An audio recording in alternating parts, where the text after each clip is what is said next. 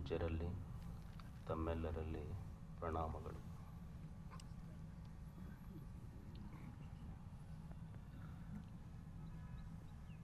ಮನುಷ್ಯನಲ್ಲಿ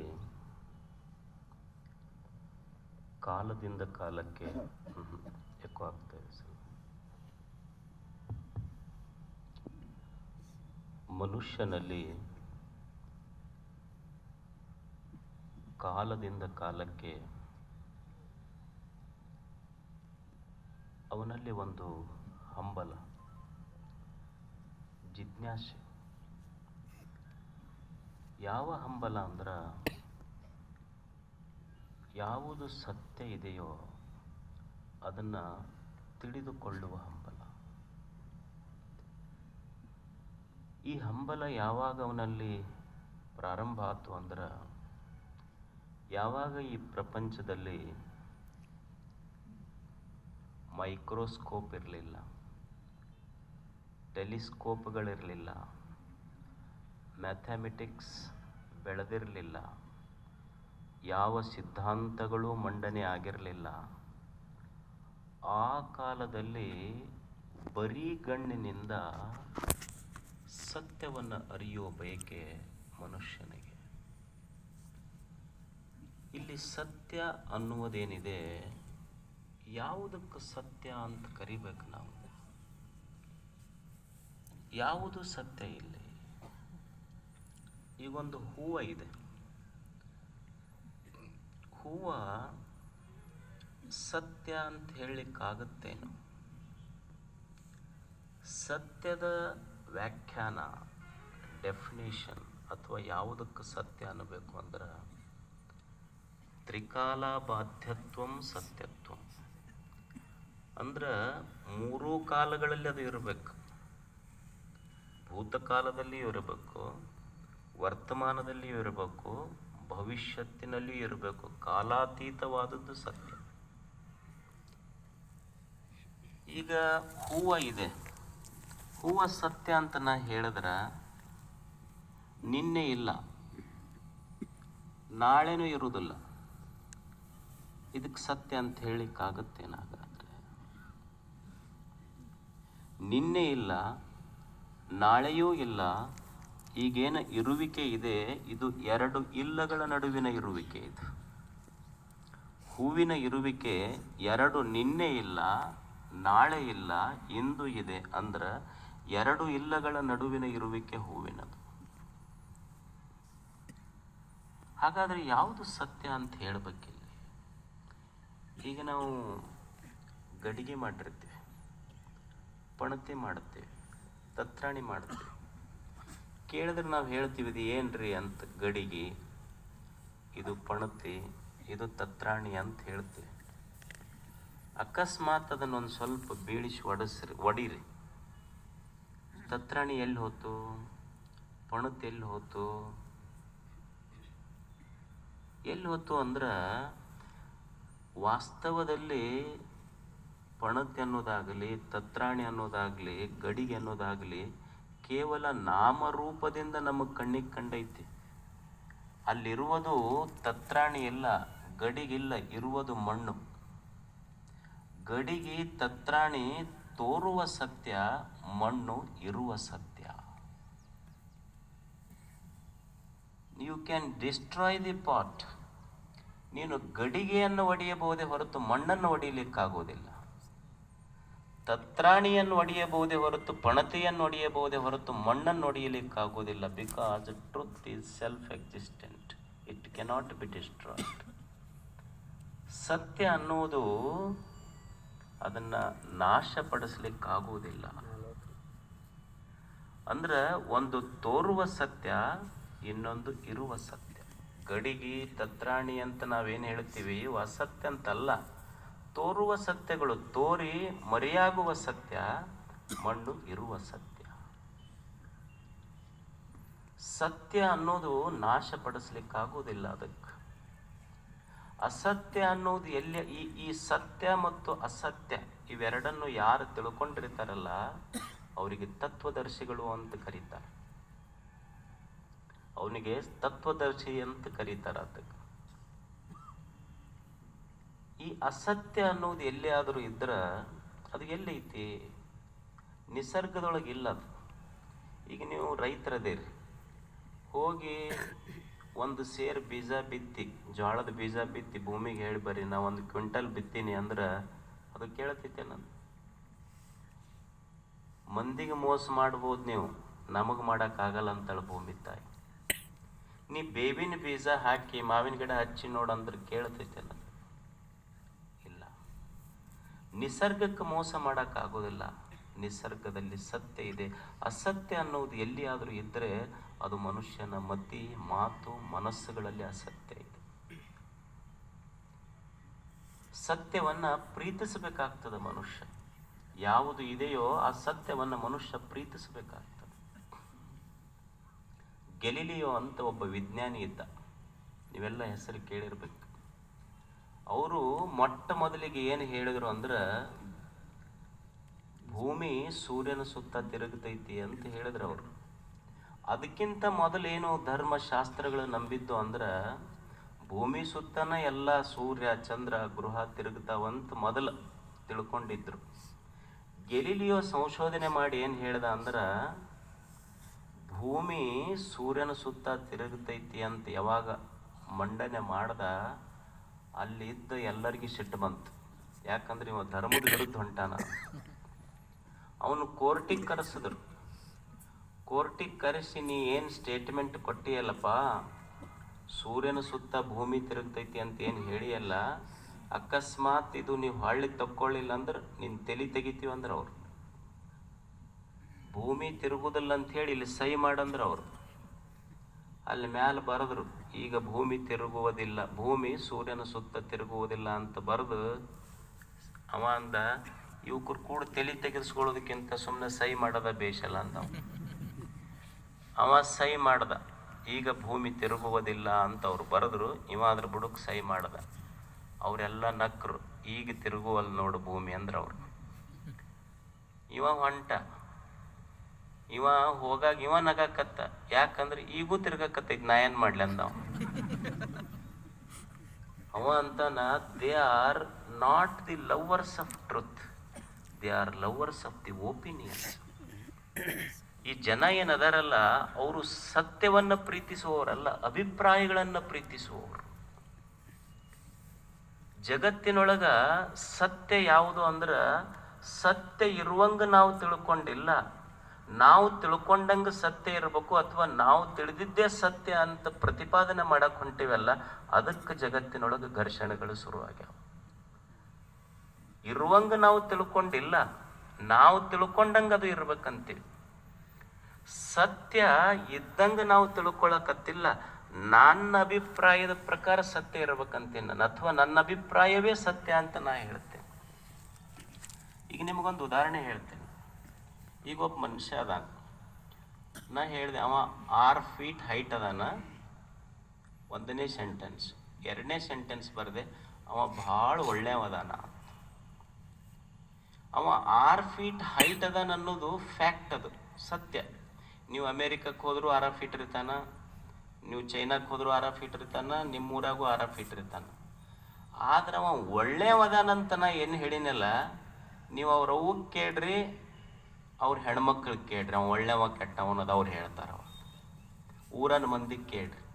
ಅಂದ್ರೆ 6 ಫೀಟ್ ಅದಾನ ಅನ್ನೋದು ಸತ್ಯ, ಅವ ಒಳ್ಳೆಯವದಾನ ಅನ್ನೋದು ಒಪಿನಿಯನ್, ಅಭಿಪ್ರಾಯ. ಇದು ಅಭಿಪ್ರಾಯ ಹೆಚ್ಚು ಕಡಿಮೆ ಆಗ್ಬೋದು, ಫ್ಯಾಕ್ಟ್ ಹೆಚ್ಚು ಕಡಿಮೆ ಆಗೋದಿಲ್ಲ. ಈಗ ನಾ ಇಲ್ಲಿ ಕುಂತು 6 ಬರಿತೀನಿ, ಇದನ್ನ ಏನಂತೀನಿ, 6 ಅಂತೀನಿ.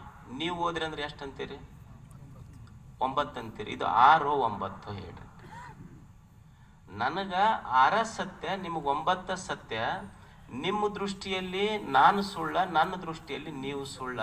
ಸತ್ಯ ಅನ್ನೋದು ಹೇಳೋದು ಬಹಳ ಕಷ್ಟ ಐತಿ. So we are lovers of opinions, not the truth. ಸತ್ಯ ಯಾವುದು ಅಂತ ಹೇಳೋದು ಬಹಳ ಕಷ್ಟ ಐತಿ. ನಮ್ಮ ಅಭಿಪ್ರಾಯಗಳನ್ನ ನಾವು ಮಂಡನೆ ಮಾಡಿ ಇದು ಸತ್ಯ ಅಂತ ಒಪ್ಸಕತ್ತೀವಿ ಜನರಿಗಷ್ಟೆ. ಒಂದು ಬಸ್ನಾಗ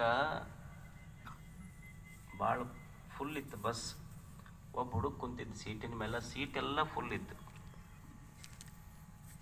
ಒಬ್ಬ ಯಜಮಾನ್ ಬಂದು ಒಂದು ಹುಡುಗನ ಹತ್ತಿರ ನಿಂತ.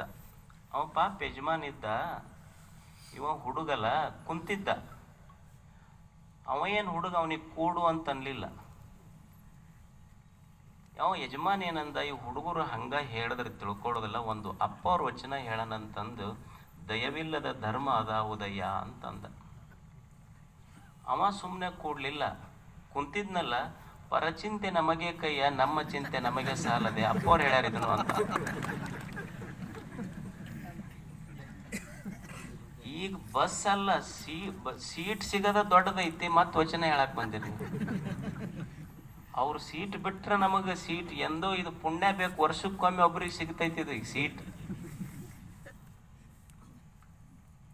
ಯಾರ್ದು ಖರೆ ಯಾರ್ದು ಸುಳ್ಳ ಅಂತ ಹೇಳಿ ಅವರು ಅಪ್ಪವ್ರ ವಚನನ ಹೇಳಕತ್ತಾರ, ಇವರು ಅಪ್ಪವ್ರ ವಚನನ ಹೇಳಕತ್ತಾರ. ಯಾರ್ದು ಸತ್ಯ ಯಾರ್ದು ಅಸತ್ಯ, it is very difficult to ಸೇ.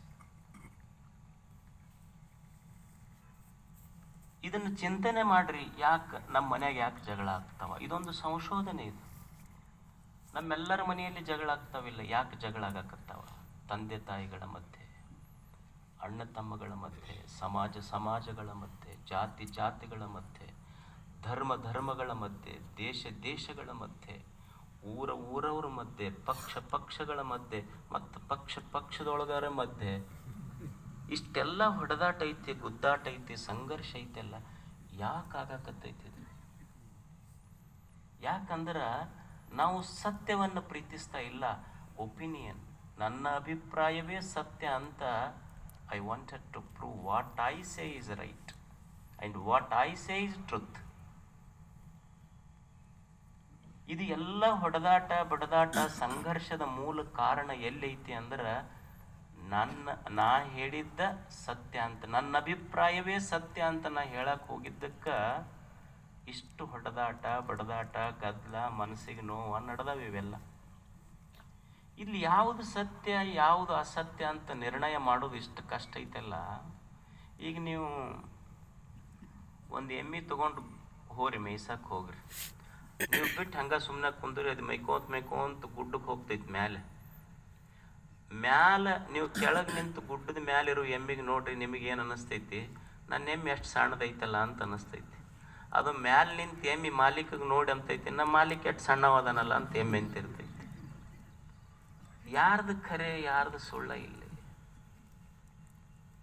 ಯಾರ್ದು ಖರೆ ಯಾರ್ದು? ಬಸವಣ್ಣವ್ರಿಗೆ ನೋಡಿ ಎಲ್ಲೆಲ್ಲಿಂದ ಬಂದರು ಜನ. ಅಫ್ಘಾನಿಸ್ತಾನದಿಂದ ಬಂದರು, ಕಾಶ್ಮೀರದಿಂದ ಬಂದರು. ಎಲ್ಲರೂ ಬಸವಣ್ಣ ದೇವರು ಅಂತ ಕರಿತಿದ್ರು. ಶಿವನ ಅವತಾರಿ ಆತ, ಶಿವ ಬೇರೆ ಅಲ್ಲ ಆತ ಬೇರೆ ಅಲ್ಲ ಅಂತಂತಿದ್ರು. ಅಲ್ಲೇ ಮಗ್ಲೊಬ್ಬ ಕೊಂಡಿ ಮನುಷ್ಯನಿತ್ತು, ಅವ ಅಂತಿದ್ ನನ್ನಂತ. ಯಾರ್ದು ಖರೆ ಇದ್ರಾಗ? ಮ್ಯಾಲ್ನವ್ರು ಅಂತಿರ್ತಾರ, ಜನ ಭಾಳ ಕೆಟ್ಟಾರ್ರಿ, ಒಟ್ಟ ಸುಮಾರು ಆಗ್ಬಿಟ್ಟಾರ ಅಂತ ಮ್ಯಾಲ್ನವ್ರು ಅಂತಿರ್ತಾರ. ಇವ್ರು ಇದ್ದು ಕುಂತವ್ರು ಏನಂತಿರ್ತಾರ, ಮ್ಯಾಲ್ನವ್ರು ಭಾಳ ಕೆಟ್ಟು ಬಿಟ್ಟಾರಿ ಅಂತ ಇವ್ರು ಅಂತಿರ್ತಾರೆ. ಯಾರ್ದು ಖರೆ? ಇಬ್ಬರದು ಖರೆ ಐತಿ, ಇಬ್ಬರದು ಸುಳ್ಳೈತಿ. ಯಾರ್ದು ಖರೆ ಇಲ್ಲಿ ಯಾರ್ದು ಸುಳ್ಳು ಅಂತ ಹೇಳೋದು? ನೀವು ಮನ್ಯಾಗ ತಂದಿಗೆ ಕೇಳ್ರಿ, ಅವಂದೇನು ಕಂಪ್ಲೇಂಟ್ ಅಂದ್ರೆ, ಹುಡುಗರು ಒಟ್ಟ ಮಾತು ಕೇಳುವಲ್ಲು ರೀ, ಕೆಟ್ಟು ಬಿಟ್ಟ ಹುಡುಗರು ಅಂತ ಅಪ್ಪ. ಅವ ಮಗ ಏನಂತಾನ, ಮಗಂದು ನಮಗೆ ಒಟ್ಟ ಸ್ವಾತಂತ್ರ್ಯ ಫ್ರೀಡಮ್ ಕೊಡುವಲ್ರಿ ನಮ್ಮಪ್ಪ ಅಂದ್ರೆ, ಇವ ಒಟ್ಟು ಟೊಂಕದನ್ ಚಾವಿ ಕೊಡ್ಬೇಕು ಅವನಿಗಂತ ಅವ. ನಮಗೆ ಒಟ್ಟ ಜವಾಬ್ದಾರಿ ಕೊಡುವಲ್ರಿ ನಮ್ಮಪ್ಪ, ಏನಾರ ಮಾಡ್ಬೇಕಂದ್ರೆ ಮುಂದೆ ಬಿಡುವಲ್ಲ, ನಮಗೆ ಮುಂದೆ ಹರಿಯಾಕ್ ಬಿಡುವಲ್ಲ ಅಂತ ಮಗ. ಅವ ಇದಕ್ಕೆ ಹರಿಯಾಕ್ ಬಿಟ್ನಂದ್ರೆ ಪೂರಾ ನನ್ನ ಕೊಳ್ಳ ಹರಿಸ್ತಾನಂತ ಅವ. ಯಾರ್ದು ಖರೆ ಯಾರ್ದು ಸುಳ್ಳ ಇಲ್ಲಿ? ಅತ್ತಿ ಕೇಳ್ರಿ, ಈಕಿ ತನ್ನ ತವ್ರ ಮನ್ಯಾಗ ಬಂದವ್ರಿಗೆ ಒಂದು ರೀತಿ ನೋಡ್ಕೊಂತಾಳ, ನಮ್ಮ ಮಗಳು ಬಂದ್ರೆ ಒಂದು ರೀತಿಯಿಂದ ನೋಡ್ಕೊಂತಾಳ. ಮತ್ತು ಆಕಿಗೆ ಸೊಸಿಗೆ ಕೇಳ್ರಿ, ನನಗೊಂದು ರೀತಿ ಕಾಣ್ತಾಳ, ಮಗಳಿಗೊಂದು ರೀತಿ ಕಾಣ್ತಾಳ. ಯಾರ್ದು ಒಪಿನಿಯನ್ ಕರೆಕ್ಟ್ ಇಲ್ಲಿ? ಯಾರು ಸತ್ಯ ಅಂತ ಹೇಳೋದು? ಅದಕ್ಕೆ ಎಷ್ಟು ನ್ಯಾಯಾಲಯಗಳು ಬಂದರೂ ಕಡಿಮೆ ಆಗಕತ್ತಾವ ಒಟ್ಟಿಗೆ. ನೀವು ಹೆಂಡತಿ ಕೇಳ್ರಿ, ಹೆಂಗ್ರಿ ನಿಮ್ಮ ಯಜಮಾನ್ರ ಬಗ್ಗೆ ನಿಮ್ಮ ಒಪಿನಿಯನ್ ಏನು?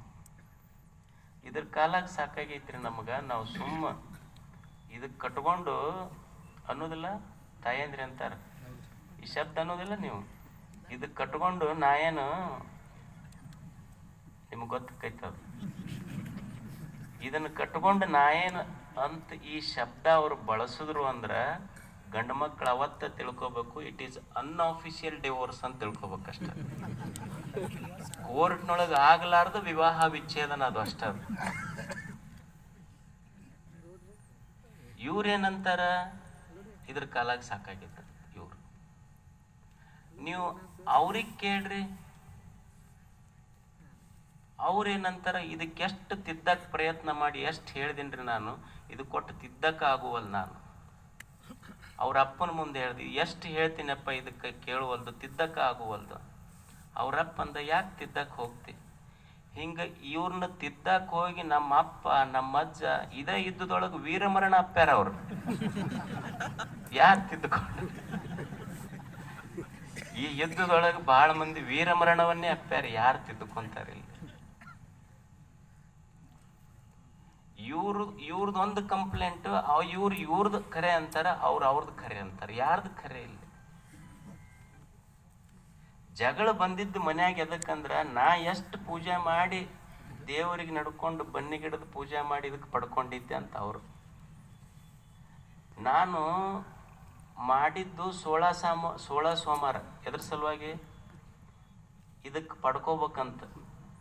ನಾ ಮಾಡಿದ್ದು 16 ಸೋಮವಾರ, ನನಗೆ ಸಿಕ್ಕಿದ್ದು ಸುಳಿ ಸೋಮವಾರ ಇದ್ದಿದ್ದು.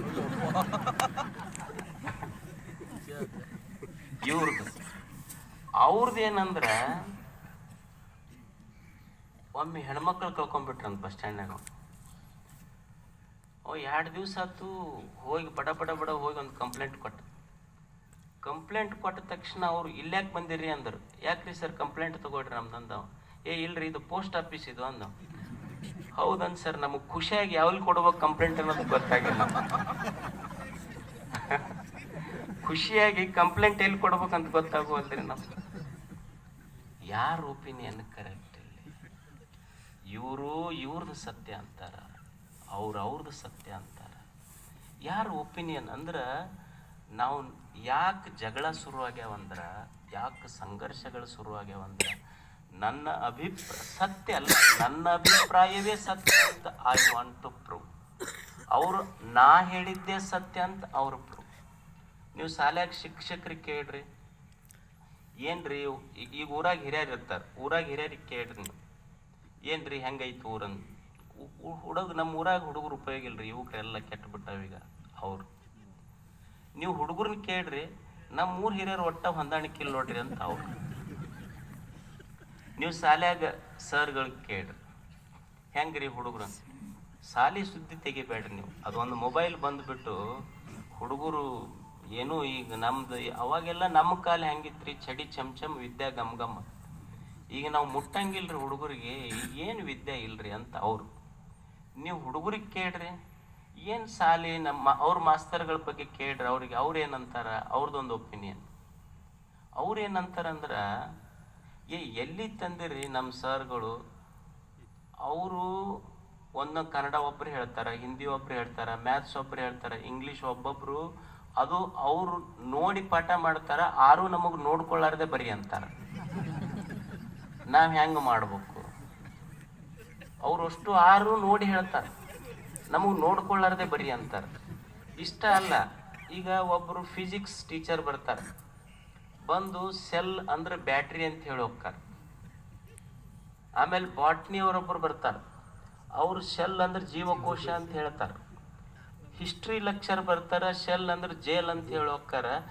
ಅವ್ರಿಗೆ ಒಬ್ರಿಗೆ ಕನ್ಫ್ಯೂಷನ್ ಐತಿ, ಸೆಲ್ ಅಂದ್ರೆ ಯಾವ್ದಂತ, ನಾವ್ ಯಾವ್ದು ಬರಿಬೇಕು ಹೇಳ್ರಿ.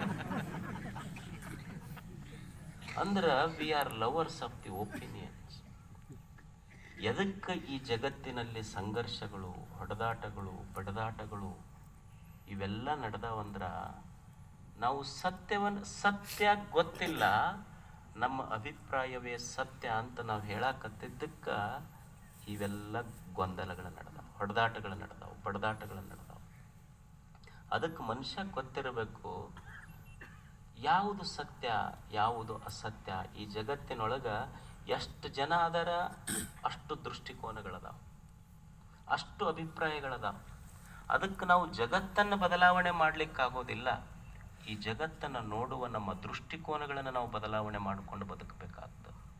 ಸೃಷ್ಟಿಯನ್ನು ಬದಲಾವಣೆ ಮಾಡಲಿಕ್ಕಾಗೋದಿಲ್ಲ. ಈ ಸೃಷ್ಟಿಯಲ್ಲಿರುವ ಒಳ್ಳೆಯದನ್ನು ನೋಡುವ ನಮ್ಮ ದೃಷ್ಟಿಕೋನವನ್ನು ಸಹಿತ ನಾವು ಬದಲಾವಣೆ ಮಾಡಿಕೊಂಡು ಬದುಕಬೇಕಾಗ್ತದೆ. ಜಗತ್ತಿನಲ್ಲಿ ದೃಷ್ಟಿ ಇರ್ತೈತಿ. ಜೀವನದ ಮೇಲೆ ಸ್ವಲ್ಪ ಹೆಚ್ಚು ಕಡಿಮೆ ಇರುವುದಲ್ಲ, ಒಂದು ಸ್ವಲ್ಪ ಹೆಚ್ಚು ಕಡಿಮೆ ಇರ್ತೈತಿ. ಯಾವಾಗಲೂ ಕೆಡುಕಿನ ಮಧ್ಯದಲ್ಲಿಯೂ ಕೆಟ್ಟದರ ಮಧ್ಯದಲ್ಲಿಯೂ ಸಹಿತ ಒಳ್ಳೆಯದನ್ನು ಕಾಣುವ ದೃಷ್ಟಿಕೋನ ಮನುಷ್ಯನಿಗೆ ಬೇಕಾಗ್ತೈತಿ. ಈಗ ನೀವು ನೋಡ್ರಿ, ಮನುಷ್ಯನ ಗುಣಧರ್ಮ ಹೆಂಗಂದ್ರೆ ಚಲೋದು ಭಾಳ ಇದ್ರೂ ಸಹಿತ ಅವ ಕೆಟ್ಟದ್ದ ಹುಡುಕ್ತಾನ ಭಾಳ. ಈಗ ನಿಮಗೊಂದು ಸ್ವಲ್ಪ ಕ್ರಾಸ್ ಆಗ್ತಿರ್ತೀರು, ಯುವಕರಿರ್ತೀರಿ, ಇನ್ನು ಯೌವನ ಹೋಗಿರುವುದಿಲ್ಲ, ಮುಪ್ಪು ಕಾಲಿಡಾಕತ್ತಿರ್ತೈತಿ. ಅವಾಗ ಒಂದು ಬಿಳೆ ಕೂದಲು ಬರ್ತೈತಿ ನೋಡ್ರಿ ತಲೆ. ನೀವು ಹಳ್ಳ ಮಳ್ಳ ಹೋಗಿ ಕನ್ನಡಿ ಮುಂದೆ ನಿಂತು ನೋಡ್ಕೊಳ್ಳೋದೇನು? ಅವು 1000 ತಲೆಯಾಗ ಕೂದಲದಾವ. ಹಳ್ಳ ಮಳ್ಳ ಅದು ಒಂದು ಬಿಳೆ ಕೂದಲು ಹಿಡ್ಕೊಳ್ಳೋದು ಕಿತ್ಕೊಳಕ್ಕೆ ಹೋಗಿರ್ತೀವಿ ನಾವು. ಅಷ್ಟು ಕರೆ ಕೂದಲು ಕಂಡಿಲ್ಲ, ಒಂದು ಬಿಳೆ ಕೂದಲು ಕಾಣಕತ್ತೈತಿ. ದೇವರಿಷ್ಟು ಸುಂದರವಾದ ಮುಖ ಕೊಟ್ಟಾನ, ಮುಖದ ಕಡೆ ಲಕ್ಷ್ಯ ಇಲ್ಲ. ಒಂದು ಸಣ್ಣ ಗುಳ್ಳಿ ಬಂತಂದ್ರೆ ಹೋಗೋದು ಕನ್ನಡಿ ಮುಂದೆ ನಿಂತು ಅದನ್ನು ನೋಡ್ಕೊಂತ ಇರ್ತಾರೆ. ಅದು ನನಗೆ ಹತ್ರ ಯಾರ ಔಷಧ ಕೇಳಕ್ಕೆ ಬರ್ತಿರ್ತಾರೆ, ಇದು ಗುಳ್ಳೆಗೈತ್ರಿ ಏನು ಮಾಡ್ಬೇಕು? ಅದಕ್ಕೆ ಏನೂ ಔಷಧ ಇಲ್ಲ, 6 ತಿಂಗಳು ಕನ್ನಡಿ ನೋಡ್ಕೊಬೇಡವ್ರಿ ಅಂತ ಹೇಳ್ಬಿಟ್ಟಿರ್ತೀನಿ. ಅಂದ್ರೆ ಇಷ್ಟು ಚಲೋ ಮುಖ ಕೊಟ್ಟರು ಸಹಿತ ಮನುಷ್ಯನ ದೃಷ್ಟಿ ಕೆಟ್ಟದ್ರ ಕಡೆ ಹೋಗ್ತಿರ್ತೈತಿ. ಇದು ಒಳ್ಳೆಯದರ ಮಧ್ಯದೊಳಗೂ ಕೆಟ್ಟದ್ದನ್ನು ನೋಡ್ತಾನೆ ಮನುಷ್ಯ. ಒಂದು ತಾಯಿ ಹೃದಯ ಐತಿ. ತಾಯಿ ಹೆಂಗೆ ನೋಡ್ತಾಳ? ಈಗ ಮಳೆ ಬರ್ತಿರ್ತೈತಿ, ಮಳ್ಯಾಗ ಹುಡುಗ ತೊಯ್ಸ್ಕೊಂಡು ಬಂತು ಅಂದ್ರೆ ಮನ್ಯಾನವ್ರು ಏನು ಮಾಡ್ತಿರ್ತಾರೆ ಅಂದ್ರೆ, ಮನ್ಯಾನವರು ಹುಡುಗಗೆ ಬೈತಿರ್ತಾರೆ, ಗೊತ್ತಲ್ಲ ನಿನಗೆ ಮಳೆ ಬರಕತ್ತೈತಿ ಆಡಕ್ಕೆ ಹೋಗಿ ಅಂತ. ಯಾರು? ಮನ್ಯಾನವ್ರು. ತಾಯಿ ಮಗನಿಗೆ ಕರೆದು ಶರಗ್ ತಗೊಂಡು ತಲೆ ಒರೆಸ್ತಾ ಹುಡುಗಗೆ ಬೈಯೋದಿಲ್ಲ, ಮಳಿಗೆ ಬೈತಿರ್ತಾಳ ಅವ್ವ, ಇದು ಕೋಡಿ ಮಳಿ ನನ್ನ ಮಗನ ತಲೆ ತೊಯ್ಸೈತಿ ನೋಡ. ಇದು ದೃಷ್ಟಿಕೋನ. ನಾ ಹೇಳಿ, ಕೆಟ್ಟದರ ಮಧ್ಯದಲ್ಲಿಯೂ ಸಹಿತ ಒಳ್ಳೆಯದನ್ನು ಕಾಣುವ ಕಣ್ಣು ಬೇಕಾಗ್ತದೆ ಮನುಷ್ಯ. ಒಳ್ಳೆಯದನ್ನು ನೋಡ್ಬೇಕು. ಒಬ್ಬ ಮನುಷ್ಯ ಇದ್ದ, ಅವ ಕಾಡಿನ ಕಡೆ ಹೋದ್ನಂತ. ಹೋಗಿ ಆನೆಗೆ ಹೇಳ್ದ, ಆನೆಗೆ, ಏನೋ ನೀ ಭಾಳ ದಪ್ಪ ಕಾಣ್ತೀಯಪ್ಪ ಅಂದವ. ನಮ್ಮ ಹುಡುಗರು ನೋಡಿ, ನಮ್ಮಲ್ಲೆಲ್ಲ ಜಿಮ್ ಗಿಮ್ ಅದಾವ, 6 ಪ್ಯಾಕ್ ನಮ್ಮಲ್ಲಿ ಹುಡುಗರು. ದೇವ್ರು ಏನು ಭಾಳ ದಪ್ಪದಿಯಪ್ಪ ನೀನು, ಅಷ್ಟು ಸ್ಲಿಮ್ ಇಲ್ಲ ನೀನು, 6 ಪ್ಯಾಕ್ ಇಲ್ಲ ಅಂತ. ಅದು ನೀನು ಸ್ವಲ್ಪ 6 ಪ್ಯಾಕ್ ಇದ್ರೆ ಭಾಳ ಚಂದ ಕಾಣ್ತಿದ್ದಿ, ಭಾಳ ದಪ್ಪದಿ ಅಂತ ಮನುಷ್ಯ ಆನೆಗೆ ಹೇಳ್ದ. ಮತ್ತೆ ಸ್ವಲ್ಪ ಅಲ್ಲೊಂದು ಕೋಗಿಲೆ ಕುಂತಿತ್ತು, ಅದಕ್ಕೆ ಹೇಳ್ದ, ಅಲ್ಲ ನೀ ಹಾಡೋದೇನು ಚಲೋ ಹಾಡ್ತಿ, ಬಣ್ಣ ಕಪ್ಪೈತಿ ನೋಡಿ ನಿಂದು, ಬಣ್ಣ ಒಂದು ಚಲೋ ಇದ್ರೆ ಭಾಳ ಚಲೋ ಆಕಿತ್ತು ನಿಂದು. ಸಮುದ್ರ ಇತ್ತು, ಅದಕ್ಕೆ ಹೇಳ್ದ, ನೋಡಕ್ಕೇನು ದೊಡ್ಡ ಮದಿ ಭಾಳ, ಆದ್ರೆ ನೀರು ಉಪ್ಪೈತಿ, ಅದು ಒಂದು ಬಿಟ್ಟಿದ್ರೆ ಭಾಳ ಚಲೋ ಇತ್ತು ನಿಂದು ಅಂತ. ಅವಾಗ ಅವು ಮೂರು ಕೂಡಿ ಹೇಳೋದು ಅಂತ, ನಾ ದಪ್ಪ ಯಾಕಿರಲಕ್ಕ, ನಾ ಕಪ್ಪ ಯಾಕಿರಲಕ್ಕ, ನಾ ಉಪ್ಪು ಯಾಕಿರಲಕ್ಕ, ನೀನು ಮಂದಿ ಬಗ್ಗೆ ತಪ್ಪು ಆಡ್ಕೊಳ್ಳೋದು ಬಿಟ್ಟಿದ್ರೆ ನಿಂದೆಷ್ಟು ಚಲೋ ಇರ್ತಿತ್ತು ಮೊದಲು ನೀ ತಿದ್ದುಕೋ ಅಂತ ಮೂರು ಕೂಡಿ ಹೇಳೋದು. ಅದಕ್ಕೆ ಮನುಷ್ಯ ಇನ್ನೊಬ್ಬರಿಗೆ ತಿದ್ದುವುದು ಧರ್ಮ ಅಲ್ಲ, दूसरों को नहीं खुद को बदलना ही धर्म है, जो खुद को बदलता है वही खुदा होता है. ಮಂದಿಗೆ ಬದಲಾವಣೆ ಮಾಡೋದಲ್ಲ, ಯಾರು ತನ್ನನ್ನು ತಾನು ಬದಲಾವಣೆ ಮಾಡ್ಕೊಳ್ತಾನೋ ಅವನು ದೇವರಾಗ್ತಾನೆ. ಅಂದ್ರೆ ಈ ಜಗತ್ತು, ಈ ಜಗತ್ತಿನಲ್ಲಿ ಇವಿರದ, ಇದು ದೃಷ್ಟಿಕೋನ ಬದಲಾವಣೆ ಮಾಡ್ಕೋಬೇಕಾಗ್ತದೆ. ಕೆಟ್ಟದ್ದಿರ್ತದೆ, ಕೆಟ್ಟದರ ಮಧ್ಯದಲ್ಲಿ ಒಳ್ಳೆಯದನ್ನು ಕಾಣುವ ಕಣ್ಣಿತ್ತು ಅಂದ್ರೆ ಈ ಪ್ರಪಂಚ, ಈ ಭೂಮಿ ಇದು ಸ್ವರ್ಗ ಆಗ್ತದೆ. ಅದಕ್ಕೆ ಇದು ನೆನಪಿಡಬೇಕಷ್ಟೇ ಮನುಷ್ಯ. ಟ್ರುತ್ ಆ್ಯಂಡ್ ಒಪಿನಿಯನ್, ಸತ್ಯ ಮತ್ತು ಅಭಿಪ್ರಾಯ, ಈ 2 ಶಬ್ದಗಳು. ನಮಗೆ ಜಗಳ ಯಾಕೆ ಶುರುವಾಗೈತಿ ಅಂದ್ರೆ ಸತ್ಯ ಅಲ್ಲ, ಅಭಿಪ್ರಾಯವನ್ನು ಪ್ರೀತಿಸಕತ್ತೀವಿ ನಾವೆಲ್ಲ. ಅಲ್ಲಮ್ಮ ಪ್ರಭುದೇವರಿದ್ರು, ಏನು ಎಂಥ ದೊಡ್ಡ ಜ್ಞಾನಿಗಳವರು. ಈ ಜಗತ್ತಿನ ಜನ ಹೆಂಗಾಗ್ಯಾರ, ಅವರ ದೃಷ್ಟಿಕೋನಗಳು ಹೆಂಗಾಗ್ಯಾವ, ಒಂದು ಚಲೋ ವಚನ ಬರೀತಾರ ಅವರು. ಈಗ ಅವರು ಅನುಭವ ಮಂಟಪದ ಅಧ್ಯಕ್ಷರಿದ್ರು. ಹಿಂಗೆ ಬಿಟ್ರು ಅಂದ್ರೆ ಹಳ್ಳಿ ಸಹಿತ ನೋಡ್ಲಿಲ್ಲ ಅಧ್ಯಕ್ಷ ಸ್ಥಾನಕ್ಕೆ ಅವರು. ನಮ್ಮದು ಹಂಗಾಗೋದಿಲ್ಲ. ಬಿಟ್ಟಿವಿ ಅಂದ್ರೆ ಅದ್ರ ಹಿಂದೆ ಮುಂದೆ ಸ್ವಲ್ಪ ಬರ್ಕೋಬೇಕಾಗತ್ತೆ ನಮ್ಮದು. ಅವ್ರು ಬಿಟ್ಟಿಂದು ಹಳ್ಳಿ ಸಹಿತ ನೋಡ್ಲಿಲ್ಲ. ಮಾಯ ಮುಟ್ಟದ ಕಾಯ, ಭ್ರಮೆಯಿಲ್ಲದ ಭಾವ, ದೇಹಿ ಎಂಬೆನೇ ದೇಹಿಯಲ್ಲ, ನಿರ್ದೇಹಿ ಎಂಬೆನೇ ನಿರ್ದೇಹಿಯಲ್ಲ. ಅಂಥಮ ಅಲ್ಲಮ ಪ್ರಭುದೇವರು. ಏನೀ ಮನುಷ್ಯ, ಇವನಿಗಿಷ್ಟು ಬೆಳಕ ಇಟ್ಟಿನಿ, ಈ ಬೆಳಕಿನ ಮಧ್ಯದೊಳಗೆ ಕತ್ತಲೆಯ ಬಾಳಾಕತ್ತಾನೆ. ಇವನಿಗೆ ಸಂಪತ್ತು ಕೊಟ್ಟಿನಿ, ತಾನು ಬಡವಂತ ತಿಳ್ಕೊಂಡಾನ. ಇವನಿಗೆ ಪ್ರಸನ್ನತೆ ಇಟ್ಟಿನಿ, ದುಃಖದೊಳಗೆ ಬದುಕಾಕತ್ತಾನ. ಇವನಿಗೆ ದೇವರಾಗುವ ಸಾಮರ್ಥ್ಯ ಇಟ್ಟರು ಸಹಿತ ಈ ಮನುಷ್ಯ ಬರೀ ಭ್ರಾಂತಿಯೊಳಗೆ ಬದುಕಾಕತ್ತಾನ. ಜ್ಯೋತಿ ಕಂಡ ಇರಲು ಕತ್ತಲ ಕಂಡೆ, ಜ್ಯೋತಿ ಕಂಡ ಇರಲು ಕತ್ತಲೆ ಕಂಡ. ಅಲ್ಲಮ ಪ್ರಭು ಹೇಳ್ತಾರೆ ಇದನ್ನು. ಜ್ಯೋತಿ ಕಂಡ ಇರಲು ಕತ್ತಲೆ ಕಂಡ, ನಿಧಾನ ಕಂಡ ಇರಲು ಬಡತನ ಕಂಡ, ಪ್ರಸಾದ ಕಂಡ ಕೊಂಡೊಡೆ ಪ್ರಳಯ ಕಂಡ, ಗುಹೇಶ್ವರ ಕಂಡ ಇರಲು ಭ್ರಾಂತು ಕಂಡ. ಏನು ಕಾಣಬೇಕಾಗಿತ್ತು ಅದು ಕಾಣಲಿಲ್ಲ. ನಾನು ಜ್ಯೋತಿ ಕಂಡ ಇರಲು ಕತ್ತಲು ಕಂಡ. ನೀವು ನೋಡ್ರಿ, ಕತ್ತಲಿರ್ತೈತಿ. ಕತ್ತಲಿ ಒಳಗೊಂದು ಹೂವು ಇಟ್ಟಿದ್ರಿ ಅಂದ್ರೆ ಸುಮ್ಮನೆ ಚಿಂತನೆ ಮಾಡ್ರಿ, ಎಷ್ಟು ಚಿಂತನೆಯೇ ಇರ್ತದೆ ಮಾತು. ಈ ಕತ್ತಲದೊಳಗೊಂದು ಹೂವು ಇಟ್ಟಿದ್ರಿ ಅಂದ್ರೆ ಹೂವು ಕಾಣಬೇಕಾದ್ರೆ ಏನು ಮಾಡಬೇಕು? ಒಂದು ದೀಪ ಒಯ್ದ್ರಿ, ಹೌದಲ್ಲ? ದೀಪ ಒಯ್ದ್ರೆ ದೀಪದ ಬೆಳಕಿನೊಳಗೆ ಹೂವು ಕಾಣತೈತಿ. ಆಶ್ಚರ್ಯ ಅಂದ್ರೆ ಹೂವನ್ನ ತೋರಿಸಿದ್ದು ದೀಪದ ಬೆಳಕು, ಆದ್ರೆ ಹೂವನ್ನ ಮತ್ತು ದೀಪವನ್ನ ಕಾಣಿಸಕತ್ತೈತಿ ನಿನಗೆ. ದೀಪದ ಬೆಳಕು ಸಹಿತ ಕಾಣಕತ್ತೈತೆ ಇಲ್ಲೋ? ಹಾಗಾದ್ರೆ ದೀಪದ ಬೆಳಕನ್ನು ತೋರಿಸಿದ ಆ ಬೆಳಕು ಯಾವುದಿರಬಹುದು ಅಂತ. Light off the light. ಹೂವನ್ನ ತೋರಿಸಿದ್ದು ದೀಪದ ಬೆಳಕು, ಆ ದೀಪದ ಬೆಳಕನ್ನು ತೋರಿಸಿದ್ದು ನಿನ್ನೊಳಗ ಪ್ರಜ್ಞೆಯ ಬೆಳಕೈತಲ್ಲ, ಆ ಬೆಳಕಿನಿಂದ ನೀನು ನೋಡ್ಲಿಕ್ಕೆ ಸಾಧ್ಯ ಇದೆ. ಅರಿವು ಇದೆಯಲ್ಲ, ಅದು ಪ್ರಜ್ಞೆ. ನಿನ್ನೊಳಗ ಇಟ್ಟಿನದನ್ನ ಜ್ಞಾನ, ಪ್ರಜ್ಞೆ. ಜ್ಯೋತಿ ಅಂದ್ರೆ ಬೆಳಕು, ಜ್ಞಾನ. ಕತ್ತಲೆ ಅಂದ್ರೆ ಅಜ್ಞಾನ. ನಿನ್ನೊಳಗ ಜ್ಞಾನ ಇಟ್ಟಿನಿ, ನಿನಗೆ ಗೊತ್ತಾಗುವಲ್ದು ಯಾವುದು ಸರಿ ಯಾವುದು ತಪ್ಪು ಅಂತ ಮನುಷ್ಯ. ಅಲ್ಲಮನ ಮಾತಿದು. ಅವನೊಳಗ ಜ್ಞಾನ ಇಟ್ಟು ಕಳಿಸಿನಿ, ಅದ್ರ ಕತ್ತಲೆಯ ಬದುಕ ಒಂದು ಬದುಕಕತ್ತಾನೆ. ಯಾವುದು ಸರಿ ಯಾವುದು ತಪ್ಪು ಅಂತ ಗೊತ್ತಾಗ್ತಾ ಇಲ್ಲ ಅವನಿಗೆ. ಈಗ ನೀವು ನೋಡ್ರಿ, ತಾಯಂದಿರು ಇರ್ತಾರ. ಈಗ ನೀವು ಅನ್ನ ಮಾಡ್ತೀರಿ. ಅನ್ನ ಮಾಡುವಾಗ ಅಕ್ಕಿ ಮರದೊಳಗೆ ಹಾಕ್ಕೊಂತೀರಿ. ಮರದೊಳಗೆ ಅಕ್ಕಿ ಹಾಕ್ಕೊಂಡು ಹಸನು ಮಾಡಿ ಏನು ಮಾಡ್ತೀರಿ? ಕೇರಿ ಹಳ್ಳಿದ್ರೆ ತೆಗೆದೊಗಿತೀರಿ. ಮನುಷ್ಯ ಇದು ಜ್ಞಾನ. ಜ್ಞಾನ ಅಂದ್ರೆ ಸರಿ ತಪ್ಪು ಹಿಂಗೆ ಬಿಡಿಸಿ ನೋಡುವುದಕ್ಕೆ ಜ್ಞಾನ ಅಂತ ಕರೀತಾರೆ. ನೀ ಬಿಡಿಸಿ ನೋಡ್ಲಿಲ್ಲ, ಅವ ಅಜ್ಞಾನಿ ಅಷ್ಟೇ.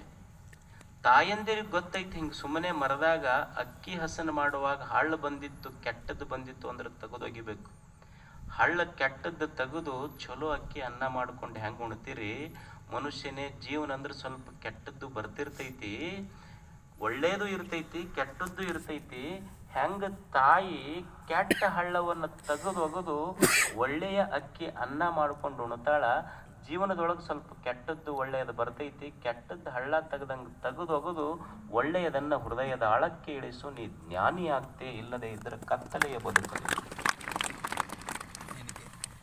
ಕಲಿಯುವುದಷ್ಟೇ, ಕೆಟ್ಟದ್ದು ಹಿಂಗೆ ತೆಗೆದು ಬಿಡೋದಷ್ಟ. ಈಗ ನೀವು ಮಾವು ತಿಂತೀರಿ, ಅಷ್ಟು ಕೂಡೆ ತಿಂತೀರಿ, ಗೊಟ್ಟ ಸೊಪ್ಪಿ ತೆಗಿತೀರಿ, ರಸ ಕುಡಿತೀರಿ. ಇದು ಸಾಮಾನ್ಯ ಜ್ಞಾನ. ಇದು ಯಾವುದು ಕೆಟ್ಟದ್ದು ಅದನ್ನು ತೆಗೆಯುವುದು ಜ್ಞಾನ. ಯಾವುದು ಕೆಟ್ಟದ್ದು ಅದನ್ನು ತೆಗೆದು ಬಿಡೋದಷ್ಟೆ. ಯಾವುದು ಒಳ್ಳೇದೈತಿ ಅದನ್ನು ಸ್ವೀಕಾರ ಮಾಡು. ಇದು ಗೊತ್ತಿಲ್ಲಾರ್ದಕ್ಕೆ ನಂಬುದು ಕೆಟ್ಟೈತಿ. ಸಾಮೂಹಿಕ ಲಗ್ನ ಇದ್ದು ಅಂತ ಒಂದು ಸಾಮೂಹಿಕ ಲಗ್ನದಾಗ ಒಂದು ಎರಡು ಕೊಡ್ತಾರಲ್ಲ, ವಿಶೇಷ ಸೂಚನೆ ಅಂತ ಹಾಕೋದಿಲ್ಲ, ಅಲ್ಲೊಂದು ವಿಶೇಷ ಸೂಚನೆ ಹಾಕಿದ್ರಂತ. ಈಗೆಲ್ಲ ಕಾನೂನು ಭಾಳ ಸ್ಟ್ರಿಕ್ಟ್ ಆಗೈತಲ್ಲ, ಯಾರಾದರೂ ಮದುವೆ ಮಾಡ್ಕೋಬಹುದು, ಆದರೆ ಎರಡನೇ ಮದುವೆಗೆ ಅವಕಾಶವಿಲ್ಲ ಅಂತ ವಿಶೇಷ ಸೂಚನೆ ಒಳಗೆ ಹಾಕಿದ್ರು ಅವರು. ಒಬ್ಬ ಬಂದು ನಮ್ಮ ಡಾಕ್ಯುಮೆಂಟ್ ಅದೆಲ್ಲ ತೊಗೊಂಬರಪ್ಪ ಅವ್ರು ಅದ್ರಂತ. ಅವರೆಲ್ಲ ಡಾಕ್ಯುಮೆಂಟ್ ಚೆಕ್ ಮಾಡಕತ್ತಿದ್ರಂತ. ಆಗಲೇ 2 ಮದುವೆ ಆಗಿದ್ದು ಅಂತ ಅವನಿಗೆ. ಅವ್ರಂದ್ರು, ಅಲ್ಲೋ ತಮ್ಮ ನಿನಗೆ ಎರಡನೇ ಗೊತ್ತೈತಿಲ್ಲ ವಿಶೇಷ ಸೂಚನೆ ಒಳಗೆ ಹಾಕಿವಿ. ಏನು ಹಾಕಿರಿ ಓದಿವಿ. ಏನು ಹಾಕಿವಿ? ಎರಡನೇ ಮದುವೆಗೆ ಅವಕಾಶ ಇಲ್ಲ ಅಂತ ಹಾಕಿರಿ. ಮತ್ತು ನೀ ಬಂದಿಯಲ್ಲ. ಅಲ್ಲಿ ನಮ್ಮದು ಮೂರನೇದ್ರಿ, ಇದು ಎರಡನೇದ್ದಲ್ಲ. ನಮ್ದು ಇದು ಮೂರನೇದ್ದು. ನಿಮ್ದು ಏನು ವಿಶೇಷ ಸೂಚನೆ? ಎರಡಕ್ಕಿಲ್ಲ ಅಂದಿರಿ, ಮೂರಕ್ಕೆಲ್ಲ ಅಂದಿರಿ. ತಿಳ್ಕೊಳ್ಳೋದಷ್ಟೇ. ಮನುಷ್ಯ ಒಳಗ ಬೆಳಕಿಟ್ಟಾನ. ಒಂದರ ಕೂಡ 7-11 ಆಗೈತಿ, ಮೂರಕ್ಕೆ ಹೋಗ್ಯ ನೀವು. ಮನುಷ್ಯ ತನ್ನೊಳಗ ಜ್ಞಾನ ಇಟ್ಟಾನ, ಅದರ ಕತ್ತಲೆಯ ಬದುಕಿನೊಳಗೆ ಬದುಕಕತ್ತಾನಲ್ಲ. ನಿಧಾನ ಕಂಡ ಇರಲು ಬಡತನ ಕಂಡ. ಏನು ದೇವ್ರು ಎಷ್ಟು ನೀವು ಹಂಗ ಸುಮ್ಮನೆ ವಿಚಾರ ಮಾಡ್ರಿ. ಈ ಭೂಮಿ ಮೇಲೆ ಇಷ್ಟು ಪಶು ಪಕ್ಷಿ ಪ್ರಾಣಿಗಳು ಬದುಕ್ಯಾವಲ್ಲ. ನಾನು ಬಡವ ಅನ್ನುವ ಶಬ್ದ ಎಲ್ಲಾದರೂ ಒಂದು ಉಚ್ಚಾರ ಆಗಿದ್ರೆ ಮನುಷ್ಯನ ಬಾಯಾಗಿಂದ ಅಷ್ಟ. ಯಾವ ಪಶು ಪಕ್ಷಿ ಪ್ರಾಣಿಗಳು ನಾನು ಬಡವ ಅಂತ ಬದುಕಿಲ್ಲ. ಯಾಕಂದ್ರೆ ನಿಸರ್ಗದೊಳಗೆ ಇಲ್ಲವೇ ಇಲ್ಲಲ್ಲ. ಅದು ನಿಸರ್ಗದೊಳಗೆ ಸೂರ್ಯ ಅದಾನ. ಸೂರ್ಯ ಇದು ಶ್ರೀಮಂತರ ಹೊಲ, ಶ್ರೀಮಂತರ ಮನೆ, ಅರಮನೆ ಅವ್ರು 4 ಅಂತಸ್ತಿಂದ ಕಟ್ಸ್ಯಾರ. ಇದು ಗುಡಿಸ್ಲೈತಿ. ಇವ್ರ ಅರಮನೆಗೆ ಅಷ್ಟ ನಾನು ಬೆಳಕು ಕೊಡಬೇಕು, ಗುಡಿಸಿಲ್ನೊಳಗೇನಿಲ್ಲ ಅಂತಂದ್ರೆ ಸೂರ್ಯ ಅಂದಾನೆ. ಹರಿವ ತಾಯಿ ಘಟಪ್ರಭೆ ಕೃಷ್ಣೆ, ಇವ್ರು ಶ್ರೀಮಂತರ ಹೊಲ ಐತಿ, ಅವ್ರಿಗೆ ಅಷ್ಟ ನಾನು ನೆನಸಿ ಕಬ್ಬು ಬರ್ಬೇಕು. ಇವ ಏನು ಬಡ 1 ಎಕರೆ ಅದಾವ, ಇವನ್ ಹೊಲಕ್ಕೆ ಹೋಗಬಾರ್ದಂತ ಘಟಪ್ರಭೆ ಎಂದಾದ್ರು ಅಂದಾಳೆ. ಅಕಸ್ಮಾತ್ ಘಟಪ್ರಭೆ ಹಂಗ ಅಂದಿದ್ರ ನಮ್ಮ ಘಟಗಳಲ್ಲಿ ಕೂಡ್ತಿದ್ವು ಅನ್ ಹೇಳ್ರಿ. ಹರಿವ ತಾಯಿಗೆ ಯಾವ ಶ್ರೀಮಂತ ಬಡವ ಅಂತಿಲ್ಲ. ಎಲ್ಲರೂ ನನ್ನ ಮಕ್ಕಳು. ಅವ್ರ ಹೊಲಕ್ಕೆ ಹೋಗಿ ನಾ ಮುಟ್ಟಬೇಕು, ಅವಕ್ಕೆ ಹರಿದ ಅವಕ್ಕೆ ತುತ್ತಿಗೆ ಅನ್ನ ಆಗಬೇಕು ಅಂತ ಘಟಪ್ರಭೆ ಹರಿಯಕತ್ತ. ಹರಿವ ನದಿಗೈತೇನೆ ಹೇಳಿ. ಬೀಸುವ ಗಾಳಿಗೆ ಏನಾದರೂ ಬಡವ್ರ ಮನ್ಯಾಗ ಅಷ್ಟು ಸ್ಪೆಷಲ್ ಚಲೋದು ಗಾಳಿ ಒಯ್ಬೇಕು. ಚಲೋ ಶ್ರೀಮಂತರ ಮನ್ಯಾಗ ಬಡವ್ರಿಗೆ ಯಾವ್ದಾರ ಕೆಟ್ಟದ್ದು ಗಿಟ್ಟಿದ್ದು ಗಾಡಿ ಓಡಾಡಿದ್ದು ಅಂಥವು ಬಿಡ್ಬೇಕಂತ ಯಾವುದಾದ್ರೂ ಗಾಳಿ ಒಮ್ಮೆ ಹಿಂಗಂದೈತೇನು? ನಿಸರ್ಗದೊಳಗೆ ಎಲ್ಲರೇ ಐತೇನಿದು ಬಡತನ ಶ್ರೀಮಂತಿಕೆ? ಈ ಬಡತನ ಶ್ರೀಮಂತಿಕೆ ನಮ್ಮ ಮನಸ್ಸಿನೊಳಗೆ ಐತೆ. ದೇವರು ಸಂಪತ್ತು ಕೊಟ್ಟಾನ, ಆದ್ರೆ ಅದನ್ನು ಅರಿಯುವ ಮನಸ್ಸು ನಮಗಿಲ್ಲ ಅಷ್ಟೆ. ಒಂದು ಹುಡುಗಿತ್ತು, ಸಣ್ಣ ಹುಡುಗಿ, 4 ಜನ ಮಕ್ಕಳು, ಬಡವರು, 4 ಹೆಣ್ಣಾಗಿದ್ದು ಪಾಪ ಅವನಿಗೆ. ಹೆಣ್ಣ ಗಂಡ ಮಕ್ಕಳಷ್ಟೇ, ಭಾಳ ತಲೆ ಕೆಡಿಸ್ಕೋಬಾರ್ದು ಅದ್ರ ಬಗ್ಗೆ. ಮೊದಲೇ ಬಡವ, 4 ಮಂದಿ ಹೆಣ್ಮಕ್ಳು. ಕೊನೆಯಕ್ಕೆ ಹೆಸರು ಲಕ್ಷ್ಮಿ ಅಂತ ಹೆಸರಿಟ್ಟಿದ್ದವರಪ್ಪ. ಅವ್ರ ಗೆಳತಿಯರು ಹೇಳ್ತಿದ್ರಂತ, ಆಕಿಗೆ ದೊಡ್ಡಕ್ಕೆ ಆದ್ಮೇಲೆ ಏನು ಬಡವ್ರು ಅದಿರಲ್ಲ,